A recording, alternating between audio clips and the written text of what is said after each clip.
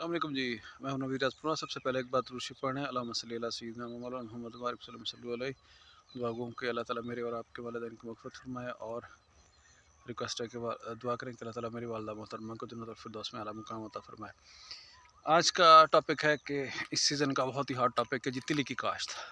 तिल, तिली, उस पर मैं पहले भी कुछ वीडियोज़ कर चुका हूँ कि तिल क्या है, तिली क्या है। हम आज सीज़न का स्टार्ट कर रहे हैं। मेरे पास आज जो ब्रांच वैरायटी है, जिसको कि हमारे इलाके में झाड़ीदार फैसलाबादी वैरायटी ही कहा जाता है। अब मैंने कोशिश की कि ट्रैक करूं कि इस वैरायटी का कोड क्या है, तो मैंने वो रिसर्च से T3 की, जो कि मेरे पास इस दफ़ा ट्रायल के लिए बीज भी आया हुआ है, तो उसको मैंने देखा, उसकी वीडियोज़ मंगवाई। तो वो जो ये वाली वैरायटी है, इसके फ़ीचर्स में ये है कि इसका पत्ता बिल्कुल छोटा सा है, और फली का साइज़ भी छोटा सा है, ब्रांच्ड है। इस पर फलियाँ ज़्यादा होती हैं, पत्ते कम होते हैं, या फलियों की विजिबिलिटी ज़्यादा होती है पत्तों की निस्बत। तो जो T3 है, उसके पत्ते कुछ लंबे हैं, कुछ चौड़े हैं। और जो मैंने वीडियोस से रिसर्च से मंगवाई हैं, तो पता चला कि ये T3 भी नहीं है। अब देखना है कि T5 तो नहीं है या पर्ल है। लेकिन बहरहाल जो भी हो, मुझे रिसर्च से तो इतना बीज मिलेगा नहीं। प्राइवेट कंपनी की बजाय, मतलब उनमें भी प्राइवेट कंपनी पर भी मैं ट्रस्ट नहीं कर रहा। मैंने लोकल फार्मर से यहाँ से बीज लिया है। ये झाड़ीदार वैरायटी पिछले साल मुझे पता चला कि हमारे एक फार्मर ने, यहाँ करीब के फार्मर ने इसको छट्टा करके रेजर से, मकई वाला जो खेल होता है, या कह लें कि कपास वाला जो रेजर होता है, उससे इसकी खेलियाँ निकालनी थी। उससे भी उसकी यील्ड जो है ना, वो तकरीबन 18 मन पर एकड़ तक आ गई थी। तो अभी मार्केट रेट बहुत अच्छा है, और इतना अगर यील्ड आ जाती है, 15 प्लस आ जाती है, तो ये फिर मेरे ख्याल में कॉटन को एक्सपेंसेस के हवाले से, ड्यूरेशन के हवाले से हम देखें, तो फिर कॉटन को भी ये कम्पीट नहीं कर सकती। कॉटन से भी ये ज़्यादा है, कॉटन भी इसके नीचे आ जाती है। बाकी मूंग या कोई भी फसल अभी जो हम लगा रहे हैं, ये समझ लें कि आज ये वस्त अगस्त तक इंशाल्लाह ताला हार्वेस्ट हो जाएगी। दूसरा ये है कि इसमें हमने लगाई थी मूंग।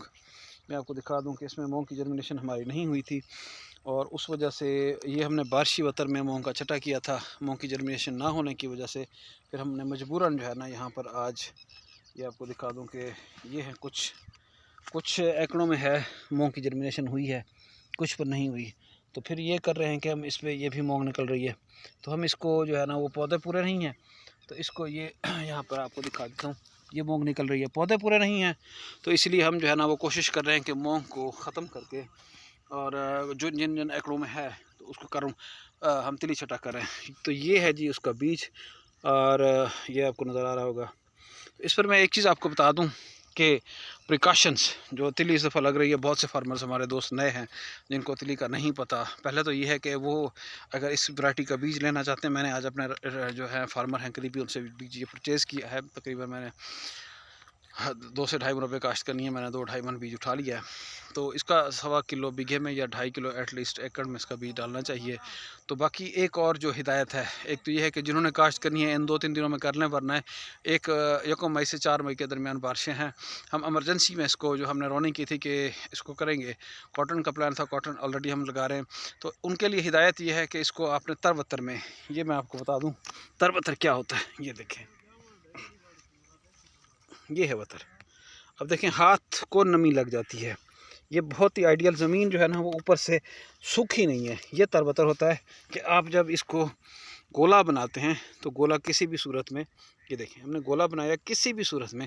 अब तरबतर का माना यही है कि आपने ज़मीन के ऊपर खड़े होकर इसको खुश्क नहीं होने देना। अब खुश्क की मिसाल ये आपको दिखा देता हूँ। ये देखें, ये आपको बट थोड़ी थोड़ी, ये यहाँ पर ये वाली खुश्क है, ये वाली अगर इस तरह के क्यारे खुश्क हो गए तो वतर ढीला हो गया। तो जब वतर ढीला होता है, तो फिर तिल्ली की जो जर्मिनेशन है, तिल्ली का खोल सख्त होता है। इसको जो है ना, वो जर्मिनेट करने के लिए मॉइस्चर बहुत ज़्यादा होता है। और दूसरा ये कि आपने इतनी डेप्थ में अगर रूटर लगाया, फॉर एग्जांपल 3-4 इंच में भी रूटर की डेप्थ अगर रखी है, तो इसका जो ऊपर वतर होगा 2 इंच का, वो तो फ़ौरन ही खुश्क हो जाएगा। अगर वतर तर है, तो 1-2 इंच खुश्क होने तक तिल्ली जो है ना, 1 हफ्ते के अंदर जर्मिनेट कर जाती है। अगर वतर है ऊपर, वैसे ज़मीन सूख चुकी है, तो 1-1.5 इंच सूख जाएगा। बाकी जो इससे नीचे 2-3 इंच से नीचे, 3-4 इंच से, 3 इंच से नीचे जो डीपर बीज पड़े हैं, इसका बीज बहुत छोटा होता है। हम मकई का देखें, मकई जितनी भी डीपर चली जाए, तो वो बीज के अंदर जो बच्चा निकलता है, उसकी जो सामत या उसके अंदर ताकत बहुत ज़्यादा होता है, तो वो निकल आता है। इसका बीज छोटा होता है, पौधे की जान थोड़ी होती है। पौधा का अगर आपने 3-4 इंच से नीचे डीपर बीज को सोचा है कि निकल आएगा, नहीं निकलेगा, वो भी मर गया। ऊपर वाला वत्तर अगर आपका वैसे ढीला है और आपने छठा किया, तो वो वैसे 1-2 इंच के अंदर फिर बीच में बच जाते हैं। सिर्फ दरमियान में यहाँ से यहाँ तक कुछ इंच बच जाते हैं, जिसमें बीज निकलना होता है। तो इसीलिए फिर अक्सर मैंने देखा है कि तिल वालों का ये बहुत बड़ा मसला होता है कि उनकी जो हमारे तिल वाले भाई हैं, पौधे पूरे नहीं होते। उसके लिए पहले हिदायत यही दे रहा हूँ कि बतर इस तरह का रखें, तरबतर रखें। दूसरा जो मैंने अभी किया है वो ये है कि अभी तो हमने चंद घंटे भिगोया है, अभी जो बीज मेरे हाथ में था वो भीगा हुआ था, उसको हमने पानी में भिगो कर रखा है 2-3 घंटे। आज जो सुबह छटा करना है उसको फिर मैं बीज को मज़ीद भिगो कर रखूँगा कि वो नरम हो जाए। वो जो उसने आगे 6 से 7 दिनों में जर्मिनेट होना है, अगले हफ्ते तक 10 दिन तक, मतलब 23 है आज, तो 1 से 2 तक बारिशें हैं हमारे पास, 7-8 दिन है। तो मैंने बीज को रात भी भिगो कर रखना है, जो कल हम छटा करेंगे वो वही करेंगे कि वो भीगा हुआ जो है ना वो आगे एटलीस्ट मेरे ख्याल में 2 दिन बचत हो जाएगी।